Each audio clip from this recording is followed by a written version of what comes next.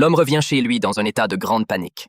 Tout est en désordre et toutes les ressources ont été pillées. Dans ce monde post-apocalyptique, comment survivre maintenant? Pour trouver des médicaments qui permettront à sa femme de survivre, Carlos laisse la dernière eau qu'il possède à sa femme, puis sort et cache le camp. Il se met ensuite en route pour retrouver ceux qui ont volé ses biens. Dans la lande, Carlos cherche les traces laissées par ses voleurs. Cependant, la température est déjà inférieure à 10 degrés et il ne porte qu'un t-shirt et un short. Peu de temps après, Carlos s'effondre au sol, luttant contre l'obscurité de ses pensées.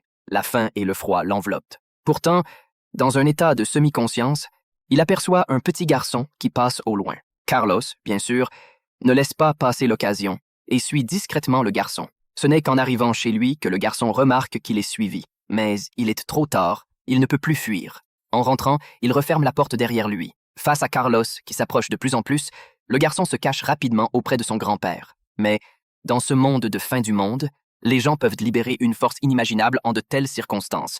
Carlos en fait de même. Il brise la porte en fer d'un coup de pied, mais il ne fait de mal à personne. Il prend simplement un manteau en coton et, une fois revêtu de vêtements chauds, repart à la recherche de ceux qui ont volé ses biens. Il découvre alors des traces de sang sur le sol et, non loin, quelques squelettes s'éparpillés. Carlos comprend immédiatement que son père n'est plus là. Il ne peut s'empêcher de vomir de dégoût. Après un moment de souffrance, il enterre les restes de son père dans le sol, puis reprend son calme. Sa femme est toujours en danger. Carlos doit absolument retrouver ses voleurs et récupérer les médicaments nécessaires pour sauver sa femme. Mais sans aucune autre piste, il est totalement perdu. Soudain, une idée lui traverse l'esprit. Il grimpe précipitamment à un arbre pour observer au loin.